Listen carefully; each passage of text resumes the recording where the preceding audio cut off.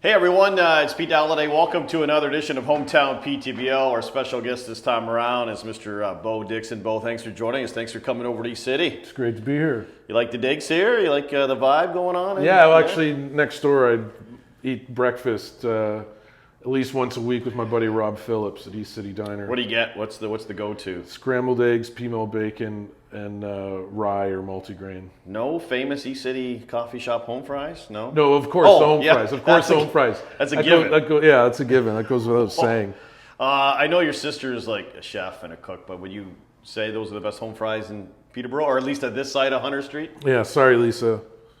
They are the best home fries. Yeah, the other side of the bridge, Black Honey has the best. That's right. Yeah, that's right. Best of everything. Oh, the crepes there. Whoo! Unbelievable. Hey, did you grow up here? Were you born here? No, I moved borough? here. I moved here summer of '99. Summer '99. And I fell in love with the Peterborough Folk Festival. Like I played here. My mom remarried here, so she lived in East City, just down on Hazlitt.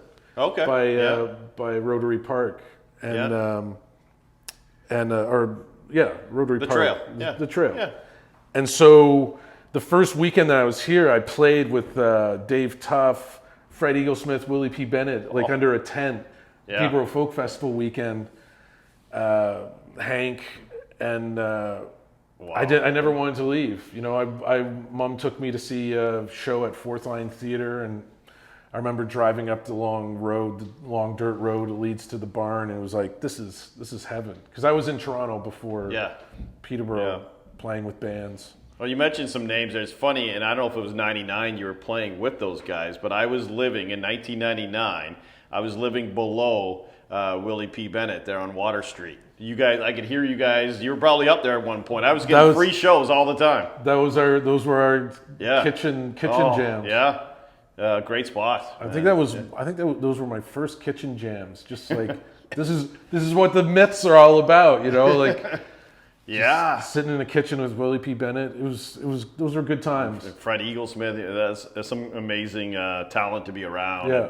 So you kind of fell in love with the place. You kind of been here ever since, although you travel a lot to perform and all that sort of thing. But what is it you love about Peterborough? Is it the vibe, the music scene, just overall? What is it you love about the city? You know, when I first moved here, the music scene, it was really thriving. The art scene, you know, the theater. And were you still pretty young at that point? Like how old? Like I'm in your 20s, or how old were you? I hate to say it, guys. I'm 48 now. Okay, so you were just hanging out of your 20s at this point, but still. Yeah. And I was young, but it was the, you know, rock and roll is a young man's game, you know. And I had just gotten off the road with my rock reggae band One, and I played with a number of other bands, Woebegone and Weatherman Groove Tube, and I had my own. Dub Trinity also. Right. Yeah, I remember that. But I started playing with Dub Trinity as soon as we came here. We started that band. So there was a lot going on. So I fell in love with the vibrant, the street, the nightlife. You know, every night of the week you could hear a band somewhere. But you know, of course, it's changed. You know, like I mean, that's a whole other segment in itself. You know.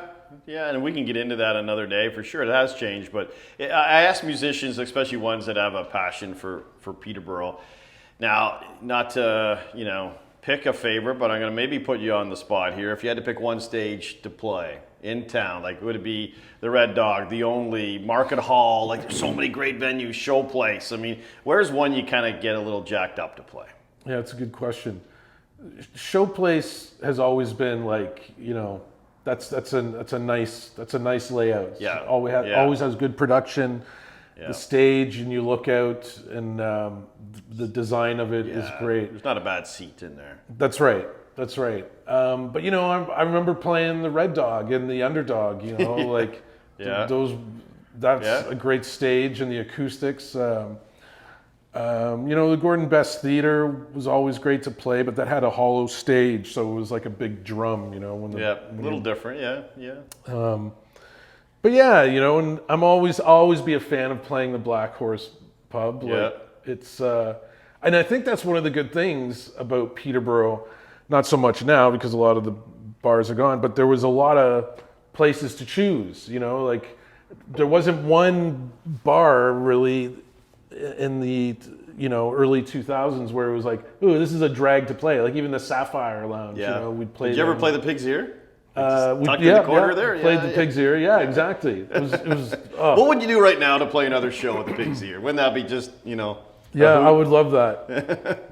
I would love that. Yeah, that'd be great. Well, I'd be there for sure, 100%, just for the draft and then the entertainment would be great. So, what about now? Let's moving forward. It's not that far down the road. Christmas, although it's gorgeous this week, is only a few weeks away. You got something coming up with Fourth Line, a little Christmas show out in Millbrook. Yeah, we're doing a show. I think it opens December 2nd. It's called Christmas Comes to Mind. Okay. And Kim Blackwell is acting in this one. The managing artistic director of Fourth Line Theater is in the show. And Melissa Payne. Melissa Payne, once again, is making a theatrical and musical appearance at Fourth Line. So it's going to be great. That's great. And her twin sister could be her stand-in, I guess. I mean, that's the beauty of having Could she be her understudy? Does she play as well? Yeah, a little bit. If she plays as well, then that's a gimmick. They should take switch it up for one show. That's amazing. I'm looking forward to that. That should be good. A couple quickies before we go. You posted a video, I don't know when it was or what even platform it was. It may have been Facebook, but it was of your dad on stage dancing, if I'm not mistaken. I'm going to try and get that clip and show it here. Just explain it, because I watched that over and over. Man, he had some moves. Yeah, he had some moves, and that was his 80th birthday, and so we surprised him, and my brother said, hey, we're going to NCAA March Madness in Chicago. Right. And he thought it was just him and his older son. But my sister and I and brother-in-law went and surprised him in Chicago. And then, we were there for the weekend, saw basketball games, and then took him to House of Blues for the gospel brunch. Man, that is good food, good music. Yeah. And we told him that it was his birthday. Yeah. And so there was a few other people that had a birthday, so there was a dance competition. He should have won. He should have won. He came in second place. Oh, wow. There's a picture. I got a picture with him and the winner. Much younger woman. She had the moves, but my dad. I tell you what, if I'm moving anywhere near like he did, when I'm 80, I'll take that. I'll lock that in, man. He's a good man. Yeah. That was 5 years ago, so he doesn't move like that anymore. I feel for him because he was a mover. And you're a mover too, and a shaker, I guess, if you will, because you always got something going on.